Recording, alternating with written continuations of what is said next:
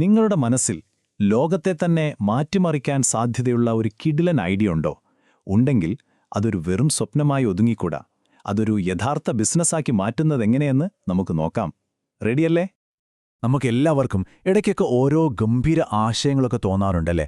പക്ഷേ ആ ഒരു ആവേശത്തിൽ ചാടിയിറങ്ങുന്നതിന് മുമ്പ് ഒരൊറ്റ ചോദ്യം നിങ്ങൾ സ്വയം ചോദിക്കണം. നിങ്ങളുടെ വിജയത്തിലേക്കുള്ള ആദ്യത്തെ താക്കോല് ആ ചോദ്യത്തിലാണിരിക്കുന്നത്. അതെ, ഇതാണ് ആ നിർണായകമായ ചോദ്യം. നിങ്ങളുടെ ഉൽപ്പന്നത്തിനോ സേവനത്തിനോ ശരിക്കും ആവശ്യക്കാരുണ്ടോ? ഈ ചോദ്യത്തിനുള്ള ഉത്തരം കണ്ടെത്താനായി നമ്മളൊരു നിധി ഭൂപടം ഉപയോഗിക്കാൻ പോവുകയാണ്. അത് നിങ്ങളെ സഹായിക്കും, ഉറപ്പ്. അപ്പം നമ്മുടെ ആദ്യത്തെ സ്റ്റെപ്പ് എന്താണെന്ന് വെച്ചാൽ, ഈ അവസരത്തിന്റെ വലുപ്പം ശരിക്കും മനസ്സിലാക്കുക എന്നതാണ്. നിങ്ങളുടെ ആശയം എത്ര വലിയൊരു മാർക്കറ്റിലാണ് മത്സരിക്കാൻ പോകുന്നത്? ഇത് മനസ്സിലാക്കാൻ നമ്മൾ 3 കാര്യങ്ങൾ പരിശോധിക്കും: TAM, SAM, പിന്നെ SOM. ആദ്യം ടാം. ടാം എന്ന് പറഞ്ഞാൽ, സിമ്പിളായി പറഞ്ഞാൽ, നിങ്ങളുടെ ആശയത്തിന് ലോകത്തിൽ കിട്ടാവുന്നതിൽ വെച്ച് ഏറ്റവും വലിയ മാർക്കറ്റാണ്. ഇപ്പം നിങ്ങൾ കാറുകളാണ് ഉണ്ടാക്കുന്നതെങ്കിൽ ലോകമെമ്പാടുമുള്ള കാർ വിപണിയാണ് നിങ്ങളുടെ ടാം. അതായത് അത്രയും വലുതാണ് സംഭവം. ഇനി സാമിലേക്ക് വരാം. ലോകത്തിലെ എല്ലാ കാറും നിങ്ങൾക്ക് വിൽക്കാൻ പറ്റില്ലല്ലോ, അല്ലേ? നിങ്ങളുടെ ബിസിനസ് മോഡൽ, നിങ്ങൾ പ്രവർത്തിക്കുന്ന സ്ഥലം, ഇതൊക്കെ വെച്ച് നിങ്ങൾക്ക് ശരിക്കും സേവനം നൽകാൻ കഴിയുന്ന ആ വലിയ മാർക്കറ്റിന്റെ ഭാഗമാണ് സാം. കുറച്ചുകൂടി റിയലിസ്റ്റിക്കായി, അല്ലേ? ഇതിൽ ഏറ്റവും പ്രധാനം SOM ആണ്. ഇതാണ് നിങ്ങളുടെ ആദ്യത്തെ ലക്ഷ്യം.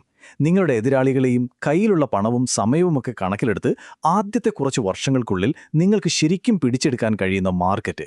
നിങ്ങളുടെ മുഴുവൻ ശ്രദ്ധയും ആദ്യം വേണ്ടത് ഇവിടെയാണ്. ഇത് ഒന്നുകൂടി എളുപ്പത്തിൽ മനസ്സിലാക്കാൻ ഒരു കടലിന്റെ കാര്യം ആലോചിച്ചു നോക്കൂ. ടാം എന്ന് പറയുന്നത് ലോകത്തിലെ മുഴുവൻ സമുദ്രവുമാണ്.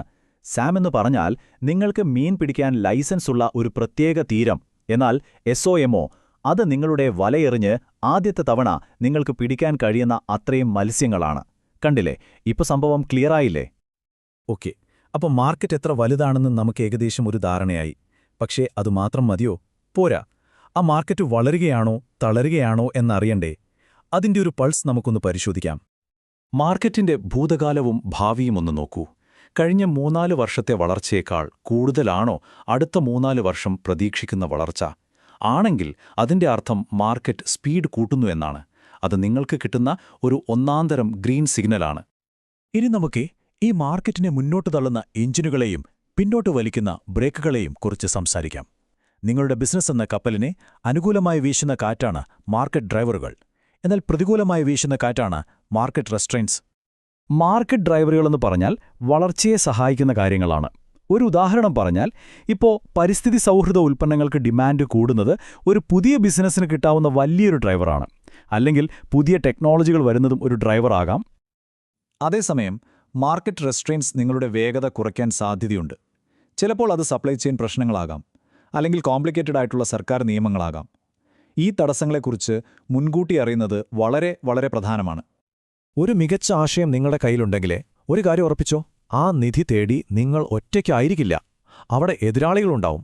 അപ്പോൾ ആരാണ് അവരൊക്കെയെന്ന് നമുക്കൊന്ന് നോക്കാം. ഈ ചാർട്ട് നോക്കിയാൽ മാർക്കറ്റിലെ ഒരു പവർ ബാലൻസ് മനസ്സിലാവും. 1-2 വലിയ കമ്പനികൾ മാർക്കറ്റ് അടക്കി ഭരിക്കുകയാണോ? അതോ ഒരുപാട് ചെറിയ കളിക്കാർക്ക് അവിടെ അവസരമുണ്ടോ? ഈ മാർക്കറ്റ് ഷെയർ നോക്കിയാൽ നമുക്ക് അതിൻ്റെ ഒരു ചിത്രം കിട്ടും.